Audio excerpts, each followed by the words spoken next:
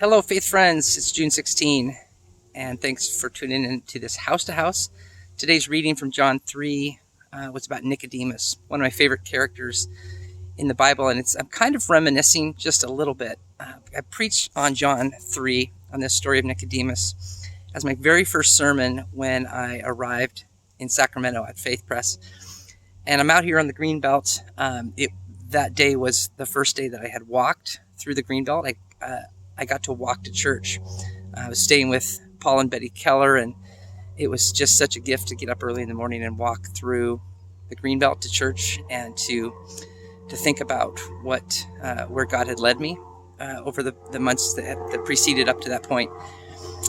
And to be able to walk in the light, to meet new friends. And Nicodemus didn't have that luxury. He was a Pharisee. He had to sneak around at night to go find Jesus and to ask him a question of really who he was. And Jesus, of course, tells him, well, ultimately you have to be born again in a new way. It's not, you can't rely on your heritage or your good deeds anymore. But I come to show you that light, to shine that light in the darkness. Well, the sermon that I preached was called Our Story is Never Over.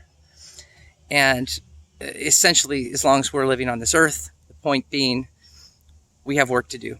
And God still has work to do in us individually, but also through us to the world. And part of just being alive, part of being a child of God, is to pay attention to that. And Nicodemus is interesting because some people don't realize, we don't get to hear his whole story, but some don't realize that Nicodemus shows up a couple more times, but not until the very end. He comes to Jesus at first in a little bit of shame and secrecy, but at the end, he really puts himself out there. During the trials of Jesus, he's the one who speaks up and says, "No, you have to let Jesus be heard. Give him a chance," and really puts him on the wrong side of the leadership of the church at that time. And then at the very, very end, he joins Joseph of Arimathea and takes the body to be buried, and brings this huge amount of spices, to way more than is needed to prepare Jesus' body. But obviously something has happened to him. Obviously there's more to his story than we get to know. And I think the same is true for us. As we come out of this COVID time a little bit, and who knows what that'll mean, we really have this choice to really sort of shut down for a while, or to get so busy that we unintentionally sort of shut down in terms of our faith, our walk with Christ.